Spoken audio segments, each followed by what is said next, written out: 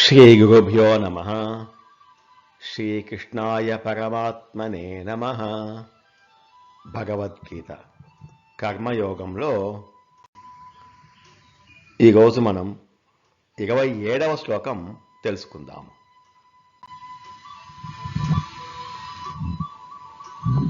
ఇంతకు ముందు శ్లోకంలో శ్రేష్ఠులైన వారు సత్కర్మ ఆచరణ చేస్తూ సాధారణ సాధకులను ప్రోత్సహించే విధంగా ఉండాలి. శ్రేష్ఠులు తత్వజ్ఞానం పొందినా కూడా అసక్తంగా సత్కర్మ ఆచరణ చేస్తూ లోకానికి హితవుగా మిగిలిన వారికి ఆదర్శంగా కర్మలను చేయాలి అని ఉపదేశించారు. సత్కర్మ ఆచరణను ఆసక్తిరహితంగా అహంకార మమకారాలు లేకుండా చేస్తే కర్మబంధాలు అంటవు, ఫలాసక్తిగా చేస్తే కర్మబంధాలు వస్తాయి అంటారు కదా. అహంకార మమకారాలు లేకుండా కర్మలు చేసినంత మాత్రాన ఎలా కర్మబంధాలు మనకు అంటవు అన్న సందేహానికి సమాధానంగా ఈ 27వ శ్లోకం. ప్రకృతే క్రియమాణాని గుణైకర్మాణి సర్వశః అహంకార విమూఢాత్మా కర్తాహమితి మన్యతే. త్రిగుణాత్మకమైన ప్రకృతి, సత్వ రజ తమో గుణముల కలయిక అయిన ప్రకృతి ఈ ప్రపంచాన్ని సృష్టి చేస్తోంది. ఈ ప్రకృతి ద్వారానే మన శరీరాలు సృష్టించబడ్డాయి.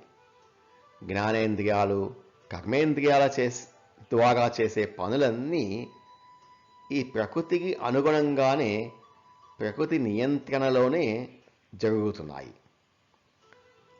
ప్రకృతే క్రియమాణాని గుణైకర్మాణి సర్వశః. ప్రకృతి యొక్క గుణముల ద్వారా అన్ని విధముల కర్మలన్నీయును చేయబడుతున్నాయి.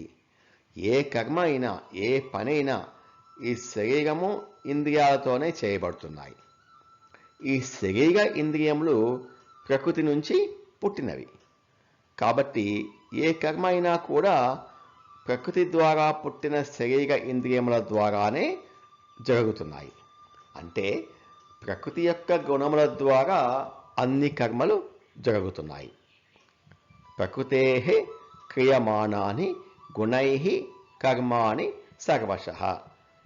ఆత్మస్వరూపమునకు ఈ 3 గుణములతో ఎటువంటి సంబంధము ఉండదు.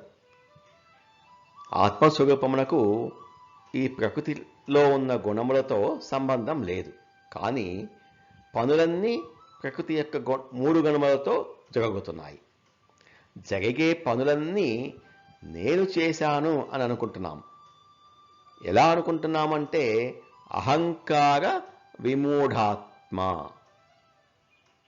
అంతఃకరణమునందు అహంకార మోహితుడైన అజ్ఞాని నేను అనే భావనను ఆత్మ నుంచి ఈ శరీరానికి తీసుకువచ్చి శరీరాన్ని ఆత్మను విడివిడిగా చూడకుండా నేనే శరీరము అనే భ్రమలో ఉన్న అజ్ఞాని కర్త అహం ఇది మన్యతే, నేనే కర్తను అని అనుకుంటున్నాడు. కర్మలన్నీను శరీరము ఇంద్రియాలు చేస్తున్నాయి కానీ ఆత్మ కాదు. ఈ ప్రపంచంలో ఉన్న అన్ని వస్తువులు ప్రకృతి గుణముల ద్వారా వచ్చినవే. ప్రకృతి వేరు, పరమాత్మ వేరు. ప్రకృతిలో పరమాత్మ ఉంటాడు కానీ ప్రకృతే పరమాత్మ కాదు. ప్రకృతి అంటే చెట్లు, చేమలు, కొండలు, జంతువులు, మానవులు, మన కళ్ళకు కనిపించేవన్నీ ప్రకృతి యొక్క గుణముల ద్వారా వచ్చినవి.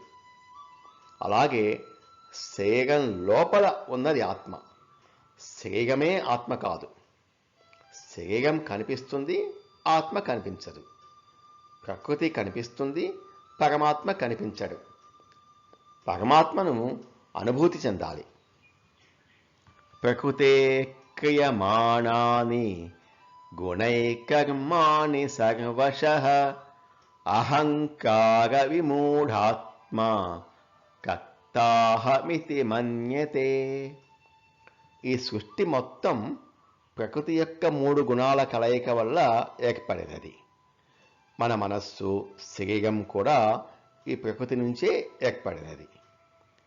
ఒక వ్యక్తి చేసే ప్రతి కర్మ అతడిలోని గుణాలను బట్టి ఉంటుంది.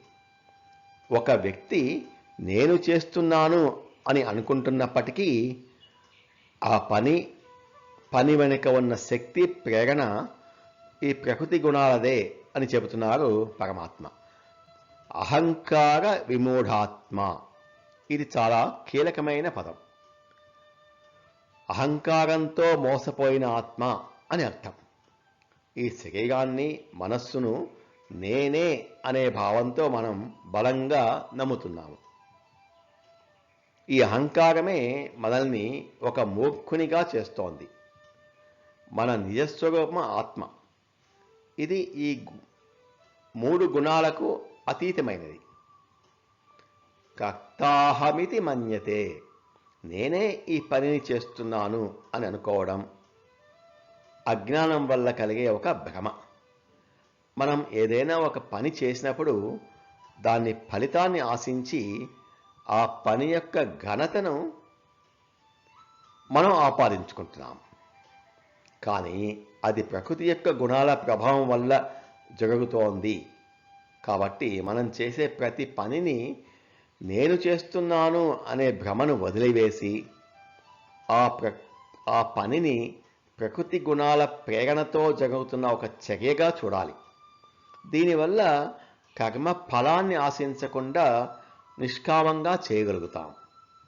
చివరగా సారాంశం ఏమిటంటే, కర్మలు వెనుక జరుగుతున్న ప్రకృతి యొక్క గుణాల ప్రభావం వలన అని గుర్తించి అహంకారంతో కూడిన నేను అనే భావాన్ని విడిచిపెట్టాలని బోధిస్తోంది ఈ శ్లోకం.